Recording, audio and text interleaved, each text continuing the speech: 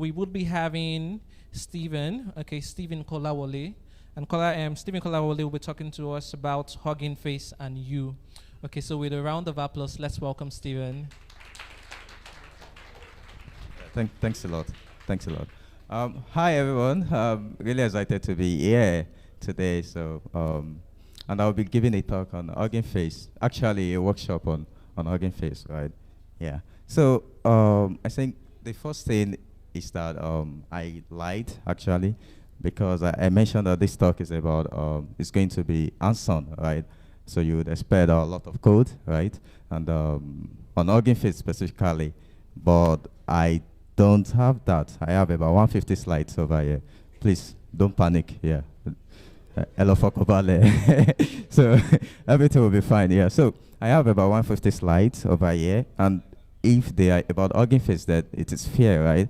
But I have a bit on artificial intelligence, on machine learning, on NLP, which means I have a bit on transformers, right? Yeah, so I also have a bit of history because I'm really big on history, and then I also have a bit on art, right? So yeah, I'm a liar. But do you know who else is a liar? Yeah, so these, oh shit. Okay, okay, so I was going to swear about it. Yeah, looks like the internet is not optimal. So thanks a lot to the Windows experts. All right, so we can continue. So, yeah, I was talking about other people who are liars, right? And then these people as well. These people, do they look familiar to you? Okay, these people. Oh, okay. So these people are AI practitioners in the 20th century, right? By practitioners, I mean scientists, researchers, and developers, right? And it's maybe very easy for me to say they're lying now because most of them are dead anyways, right? Yeah, but I have sort of proof over here. So in 1958, Albert and Ellen said that in 10 years, we're going to have a digital computer who is a world chess champion. That was in 1958. But something like this, but you replace the dog with a digital computer, right? But it didn't happen in 10 years. It didn't happen in 20. It happened in 1997 when IBM and CMU, built a supercomputer called Diplo, and that beat Garry Kasparov, who was a chess grandmaster at that time. Yeah. And then in 1965, Albert was like, machine will be capable within 20 years of doing any what a man can do. Marvin said that we're going to solve the problem of creating AI, right? Within a generation, and in 3 to 8 years, we're going to have a machine with the general intelligence of an average human being. And this particular generation, they waited and waited, and they are still waiting right now, waiting for all these solutions, right? And it's very easy for us to be like, okay, who are these people that misled everybody, right? I mean, you shouldn't just take people's word for their words, right? But these people are like Nobel winners, they are Nobel Prize winners, they are Turing Award winners. They're like the best of the best around that time, right? And then they had a lot of fundings, like millions of dollars of fundings from governments all over the world.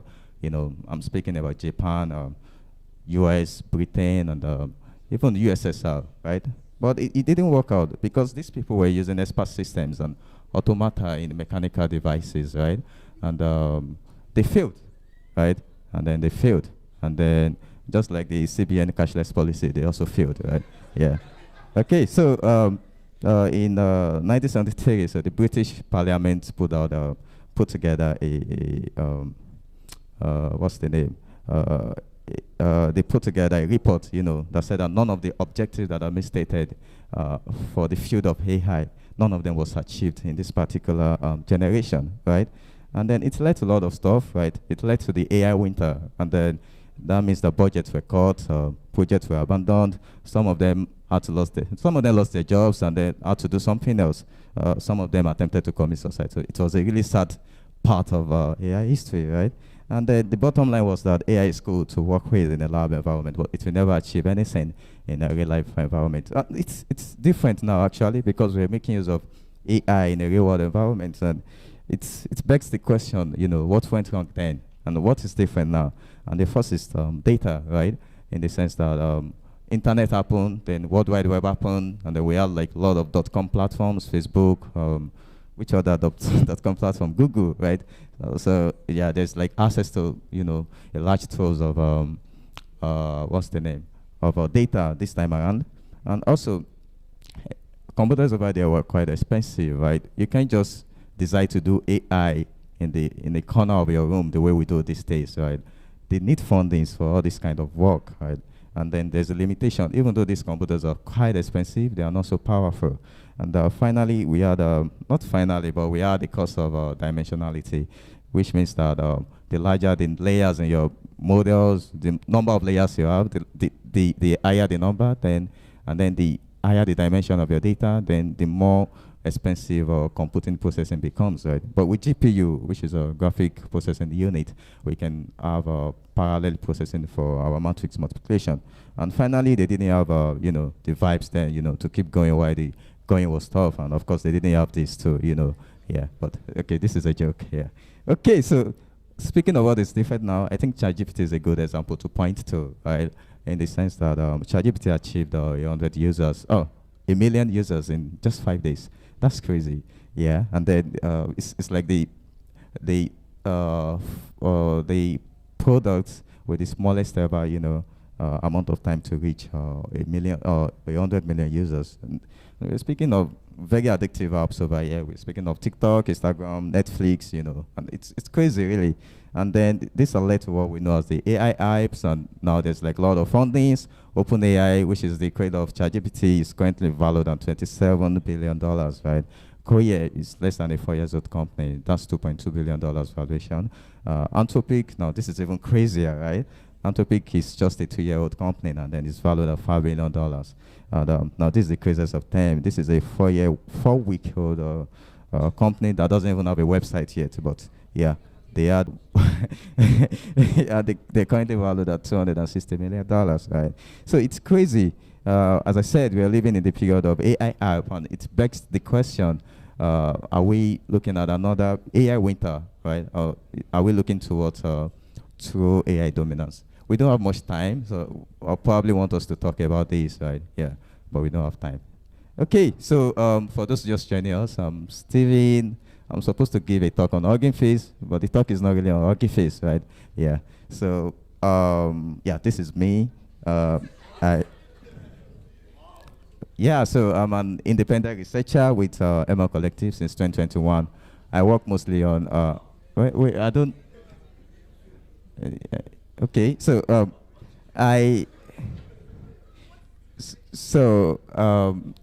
my research interests focus mostly on machine learning efficiency.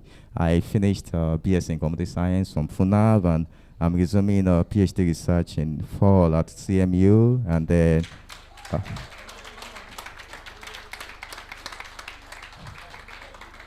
thanks a lot. Yeah, thanks. That means a lot. I feel teary right now. Yeah. Yeah. Okay, so I currently work as a research engineer with New Wave, where I'm applying large language models in Kenya. Yeah. Okay. Yeah. So, so moving on. So if you want to follow along with the slides, you know, the Google Colab. Yeah. So you can do that. You don't have to type them now. I have like what's the name? I had I had like QR code for you to scan later. So yeah. But if you're with your laptop and you want to type it out, that's fine. Yeah. And then if you have any questions, we're going to have a short break sometime later, and then you can ask, or you can just ask after the tutorial. So about you, I understand that the demographics of my audience, vary. So I have like different groups here, you know. So if you fall into any of this category, just raise your hand up silently, right? Yeah. So if this is the first time hearing about AI and machine learning, please. Wow. Okay. So we are in a group of okay. That's expensive. How about this? You know about AI and machine learning, but you don't write code. You are like a no-code user. Oh, okay, impressive. So you're a programmer, but you are not familiar with Oh, okay. Oh, okay, great. And then you're comfortable with machine learning to some extent, which means you've written 1 or 2 lines of machine learning before. Oh, great, nice. Looks like that's our larger group of audience. So For the workshop outline, I'm talking about first off, basically. So the first is software 2.0, and it's interesting in the sense that the way we're familiar with building software, right? You design a robot, and then the robot, when you design the robot, which is basically just writing a program, you can give it an input, and then you get an output in a result. And in return, that's software 1.0. But this is extremely limited, especially when you don't know the relationships between your input and output, right? Yeah. And now machine learning is also known as software 2.0. Is a bit different in the sense that you design a robot, you feed it with training data, and then the robot builds another robot. Sorry, I keep saying robots, right? Well, most people can relate with it. So the robot builds another robot, which means that anytime you provide an input, it can, provide you with an output. Okay, so there are three types of machine learning. There's unsupervised. Since all of you know about machine learning, so I'm not going to bother explaining. Okay. So unsupervised learning, you don't have to have a label, right? It's what is behind generative AI. You don't have like a focus for your model. You just give it the data and then let it learn the structure of your data. Supervised learning is different. You have an input, then you have an output. So, for example, you give it an image of cat, and it tells you cat. Same goes for reinforcement learning, right? You simply have like an agent, trying to learn within an environment. And then you offer rewards and punishment, right? So once it's doing something well, you reward it, and if not, then you punish it, right? Okay, so inputs are always numbers, right? So for computers or for machine learning, your inputs would always be numbers. I mean, you see a face, it's very easy to put a name to that face, but it's different for computers. It's just going to see like an array of numbers or a matrix of numbers. Okay, and this is extremely hard for computers because you can have a lot of inputs and they are all referring to the same thing. I mean, you could have, I love this movie as good as The Godfather, no cap. All these are like positive sentiment about a single movie, right? Yeah, and but for a computer that is reasoning in numbers, then they would all be different inputs, and this is a problem. Also, you can see this picture, and you can see a dog, you can see a cookie, right? Yeah, so they are different. If you're human, it's very easy to recognize them, but these differences will be tiny because they're encoded in numbers, to a computer, and then it will look the same. And this is just a photo of someone, the same person, in different lighting conditions, but it's still going to be hard for a computer to follow along. Okay, so how is this done? We have linear regression, support vector machine, decision tree, But the most dominant one in recent days is neural network, also known as deep learning, and it's. Oh wow! Okay. Okay, thank you. So, and I have 150 slides. Yeah. Okay, so the inspiration behind this is basically our brain, in the sense that it's supposed to mimic the way our brain learns, right? We have like billions of neurons in our brain, right? And then we can receive electrical inputs and also transmit electrical outputs. And and this is basically the formalization. You have like your inputs, and they're in forms of neurons, right? And then you have like hidden layers, which is basically the way our brain processes stuff, inside. Yeah, so I don't want to go into much details. So so we have a perceptron, which is basically a vector of numbers, and then we have a layer, which is a matrix of vector, and your neural network itself is a set of matrices, contained of numbers. Okay, so for training, usually you have like you have your training data S, you have your label Y, you take a little batch of your data, and then you make a prediction. So you look at the difference between the prediction and the actual label, you compute a loss, and then you use the loss to update, your weight for your model. Okay, so we need to split our data actually because of something called overfitting, right? Overfitting is basically cramming, right? You can cram a book, and then you don't actually understand the book. You just cram it, and everything that is within that book, you understand it. But now, if you are given a question that is somewhat related or that is based on that book, but it's not actually in the book, then you're going to flop. So that's just overfitting. So the way pre-training is done, and that's how we train this way. You have like a large model, and then we train it with like lots of data. I'm talking about gigabytes, hundreds of gigabytes of data, right? And then after that, you can now perform fine-tuning. Fine-tuning is basically you take that big model and then you apply it to your own specific use case. We are going to do that in this workshop, yeah. And then Yeah, so basically that's how it works. So the classic landscape is usually one architecture per community, right? You have CNNs for computer vision, RNS for NLP, you know, different ones for RL, for translation, for speech. But now we have a transformer, right?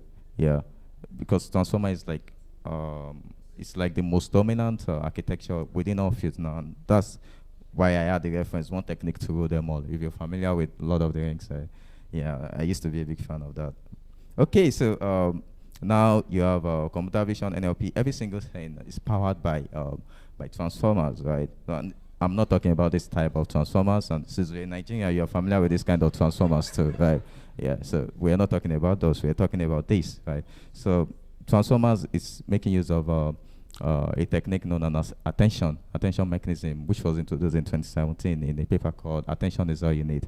So attention is all you need was pretty rad back then. I mean, we had like a lot of memes based on attention is all you need, right? So, so it's a crazy stuff, yeah. And then the way attention works is just that every input is mapped into three. You have like you have a query, you have a key, and you have a value, and then all of them they have you attach attention scores to them. Attention score is just getting the importance of the word of those words.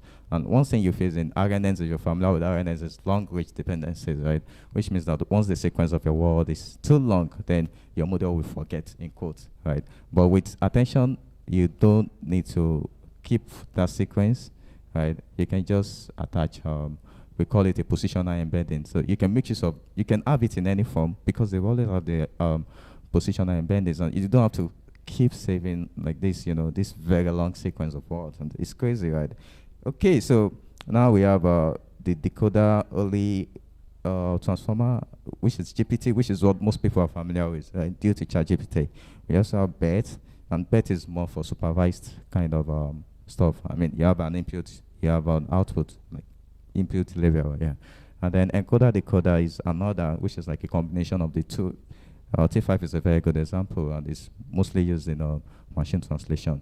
Yeah, so now the beautiful part of it is this, you know, as we keep building these models with billions and trillions of parameters, they are actually understanding the complexity of our languages. They are not just thinking about ones and zeros or numbers again, right? They actually understand stuff that comes natural to a human. For example, arithmetic reasoning, you know, proverb, right? And then all these things, if you're not, we take it for granted because we're humans, but this used to be very hard for computers, but now it's so easy. Yeah. Okay, so as I said, we pre-train the model, training up billions of parameters, and then we can fine tune. Okay. Okay. As I said, without my slides, I'm like very useless. Right? Okay, let me.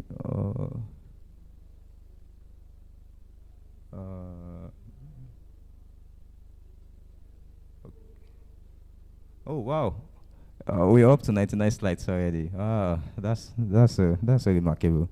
Okay, so not coming up yet.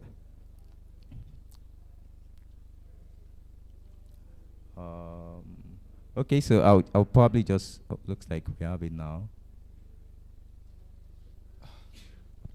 Yeah, so basically we do pre-training, and then that big model like BERT, but GPT-3, then we cannot fine-tune them. For example, the first version of ChatGPT was fine-tuned on GPT-3, right? Yeah, so, okay, great. So secondly, we are having a look at Huggingface service. And if this is your first time with Huggingface is a company that provides open source tools for machine learning and NLP development. Everybody uses Huggingface these days, except you're new to it. And you cannot really do NLP without Huggingface these days. And it's sort of, okay, we have this. Okay, so it's sort of interesting because it has like support for dozens of libraries. We are not just talking about NLP, we are talking about diffusers. If you are familiar with diffusion models, you know, we use them for generating art, basically. Yeah, there is they're like this is for audio. There's Fast AI, which is basically for deep learning generally. There's Keras. It integrates with all fields of AI these days. This is for reinforcement learning. We have Spacey for NLP processing. Yeah, this is what I was looking for. There's scikit-learn as well, you know, which is for classical machine learning. I mean, the way we usually work with structured data back then. Okay, so there's transformers, there's datasets, and there's tokenizers. We make use of the theory today. Yeah, so good. Moving on, there's species, and this is very interesting because I have a backstory to this, right? So this man, I don't know if you people are familiar with him, but he used to manage a small company back then. So yeah, so we have this guy, and then he said that, you know, real artistship. It was like his mantra there, you know, he says it every time, real artistship, right? And then we also, and it's been argued because you might feel like, okay, I'm not an artist, right? So how does this relate to us? But there have been a lot of debates on, oh, wow, thank you. Now, you're raising my blood pressure, you know, the way you keep coming with that poster. Thanks a lot. Yeah, so it's been argued that maybe artists, programmers are artists, right? And then there are some people that argue that, okay, maybe programmers are just this thing with an artist somewhere inside, right? Yeah, and then, well, not to digress, so maybe this expression applies to us as well, right? And then it leads me to this guy. Now, this guy used to be a very big guy. This is Leonardo da Vinci, you know. It's maybe one of the most famous people of the 15th century, yeah. And then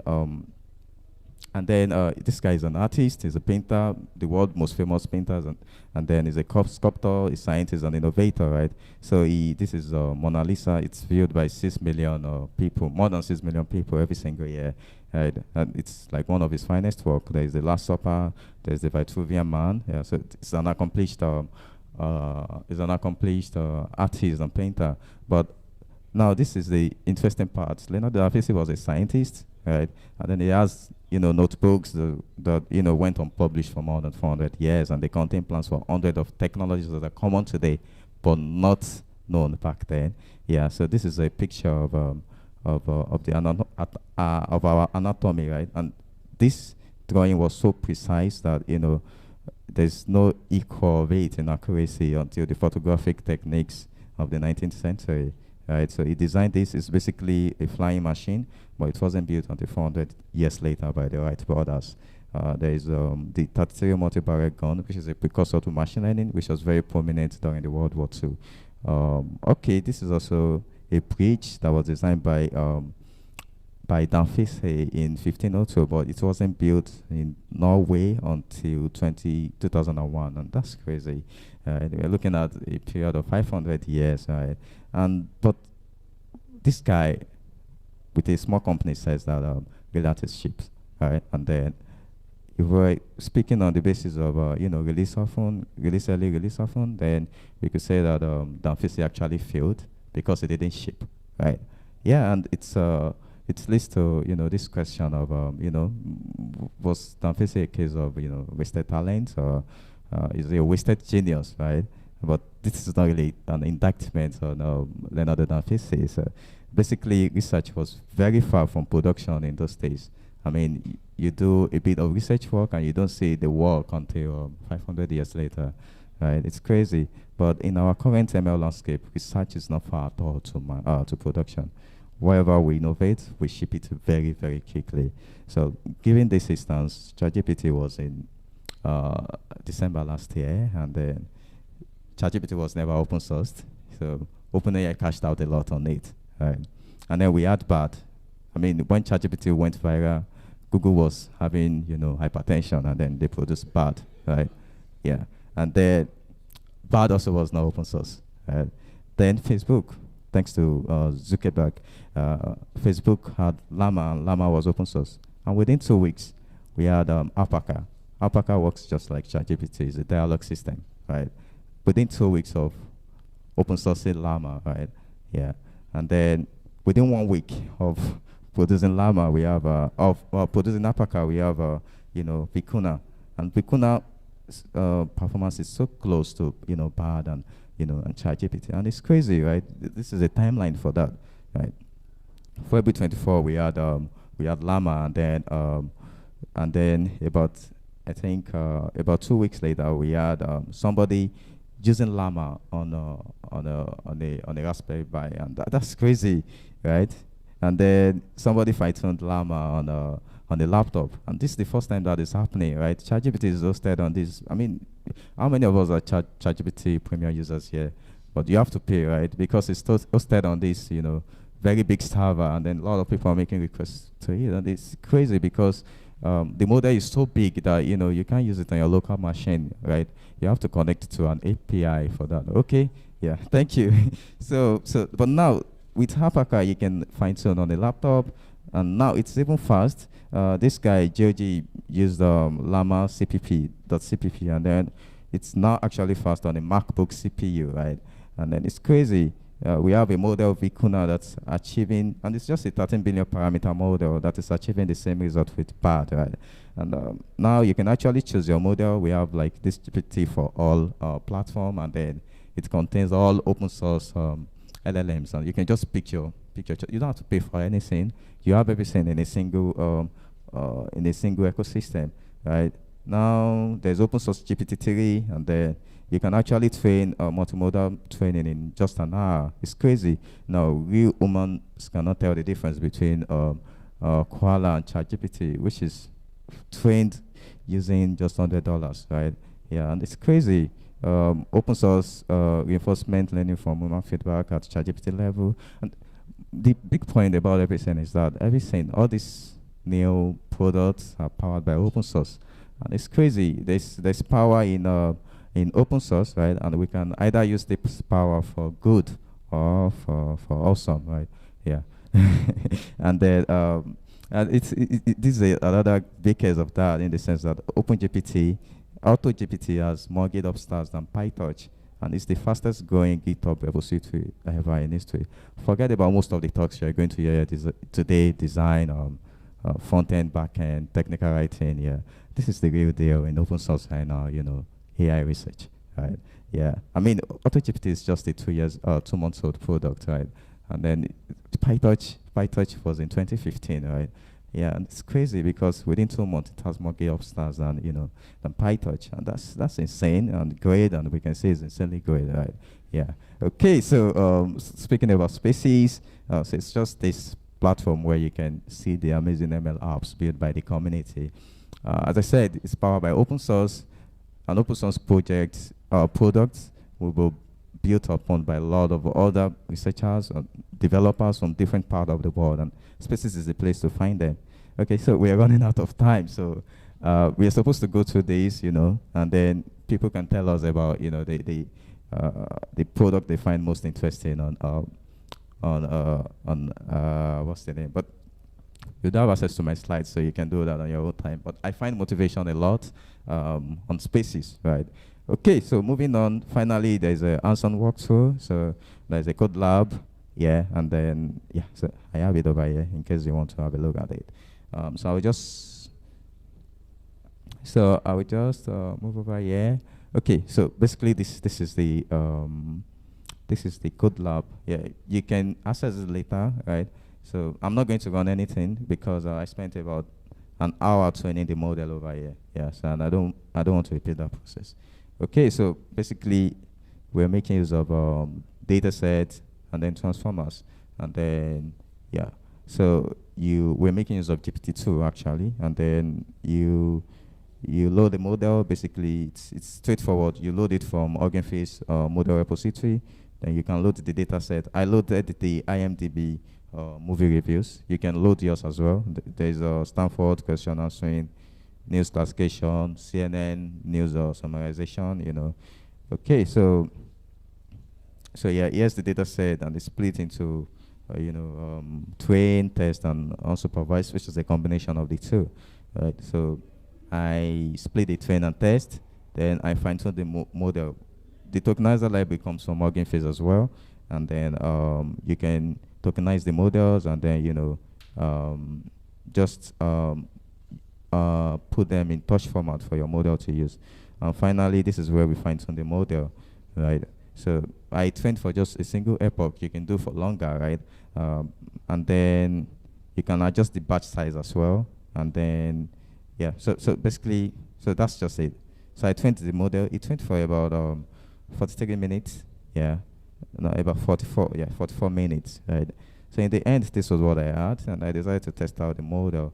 right? So since I fine-tuned it on a on a movie reviews or data set, so I input the Game of Thrones, which is a favorite of lots of people, right?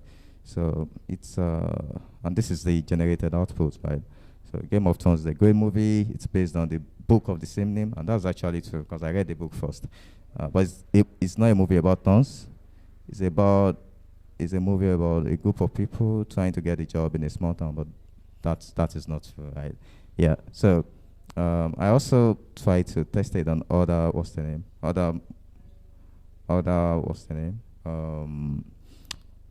on other movies, right? So I input Birds Over Flower, which was this very big movie when I just finished, I think, secondary school. Yeah, but lots of people were crazy for this movie. Yeah. So and it said my model says that Birds Over Flower is just a bunch of people who were just plain stupid. You know, the movie was very bad, but yeah, it's also bad. It's a bad movie, right? It's so bad that it will make you vomit. I think a lot of people might agree with that sentiment, right?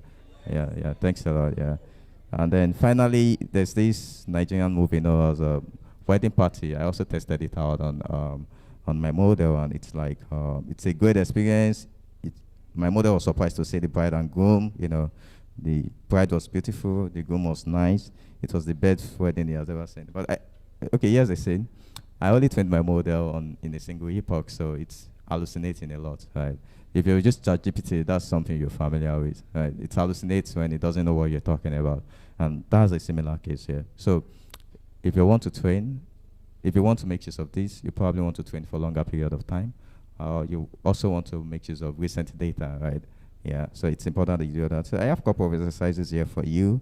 Yeah, so you can, if you're able to do this before tomorrow, you can reach me anywhere, you know, within the hall, and then, you know, just chat to me about it. And I included a couple of resources here, you know, for you to try out.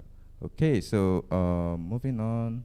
Yeah, so thank you very much for your attention. Yeah, and then I have this, what's the name? QR code over here. It's just basically a feedback form, right? So yeah, so something tells me that I'll probably be, you know, I'll be speaking for a living, right? So, and I need all the feedback I can get so I can make this dream come true for myself. Okay, so thanks a lot. Yeah. So if anybody has a question, do we still have time to take questions? We can just take one or two questions. So if you want to ask questions, one or two, can I see your hands? Okay, one. Yes. Which other person has a question? Okay, so just one question. All right. Okay.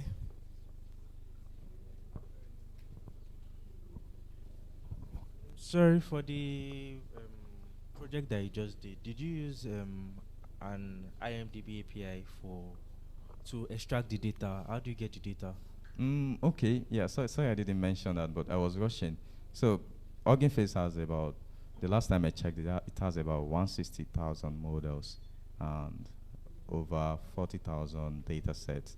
IMDb is one of them. It's an open source repository, so everybody pushes their models, their data set there. So yeah, so Huggingface has this model hub, and then within that model hub, you can find almost any kind of data you are looking for. In as much as it's for deep learning, you would always find the data set there. Yeah. What do you say? You mean Huggingface? Yeah, yeah. You cannot do NLP these days without Huggingface. And then now we use it for a lot of other fields as well, you know, as I mentioned earlier in my slides. Okay, yeah, so one other stuff, I mentioned it earlier while we were still having technical issues, but if you want to chat about, you know, machine learning research, about large language models, or about, you know, PhD or grad school applications, if you're trying to apply, yeah, then you can walk up to me and we chat about that.